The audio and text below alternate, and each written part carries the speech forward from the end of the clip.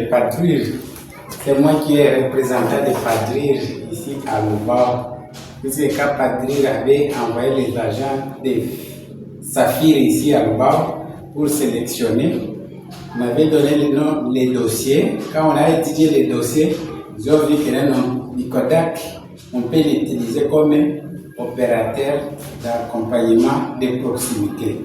Alors, comme nous avons été sélectionnés, c'est à ce moment-là, à partir de là, nous avons signé un contrat avec Padrir pour représenter Padrir ici à Lubao.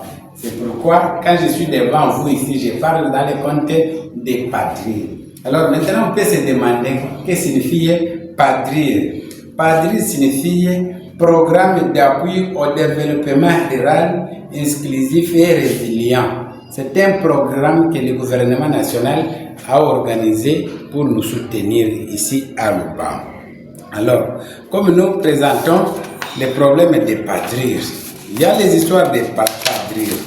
Résumé du Padrir, on allait beaucoup parler, mais vu le temps, nous n'allons pas assez s'étaler. Nous allons synthétiser la matière. Nous connaissons que le secteur d'intervention, c'est agriculture et développement rural. Titulaire du programme, c'est Programme d'appui au développement rural inclusif et résilient. Il y a un numéro. Alors, nous n'allons pas citer le numéro. Date de signature d'accord, c'était le 28 mai 2020. Date de mise en vigueur du projet, c'était le 4 août 2021. Date de lancement officiel des Padrir, c'était le 10 mars 2022.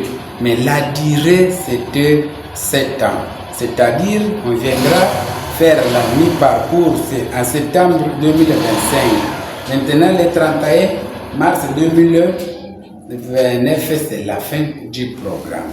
Alors, tout ce que nous pouvons faire, il faut savoir que maître de l'ouvrage, c'est ministère de l'Agriculture et Sécurité Alimentaire.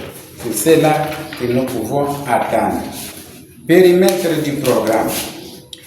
Programme de Padrir, c'est un programme du gouvernement de la RDC financé par le Fonds international pour le développement agricole FIDA et l'OPP, Fonds fort international de développement au FIDA et la Banque arabe pour le développement économique en Afrique, BADEA, à la hauteur de 130 959 000 dollars, ce qui fait 36,491 millions de dollars ou euros qu'on a financé. Alors, les gouvernements de la RDC, ils contribuent en nature, c'est-à-dire exonération, exemption, paiement taxes et autres droits de l'État, octroi bureau et foncier, à la hauteur de 14 654 000 dollars. Alors, les bénéficiaires, quant à eux, devront aussi contribuer en nature, donc travaux et fonciers, à la hauteur de 3 341 000 dollars. C'est ça ce que nous pouvons aussi contribuer. Alors, quels sont les objectifs globaux du Padrir?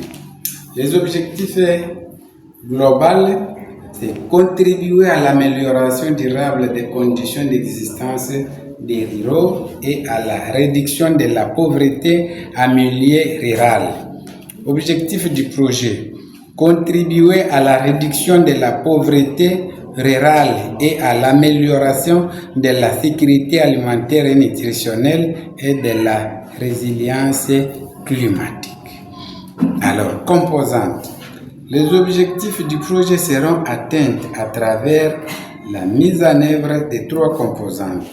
Appui à la production, commercialisation, structuration des filières, développement des infrastructures climatiques et résilientes et coordination du suivi et gestion, capitalisation des connaissances.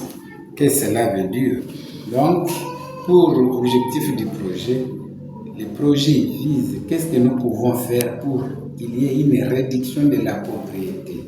Qu'est-ce que nous pouvons faire pour l'amélioration de la sécurité alimentaire et nutritionnelle. Alors, c'est ça l'objectif du projet que nous sommes en train d'éviter pour appliquer. C'est ça. Alors, quel est le résultat attendu? Ce que Padrir attend. Alors, les résultats attendus du programme sont entre autres l'amélioration durable de la production, de la productivité et la compétitivité des exploitations agricoles familiales.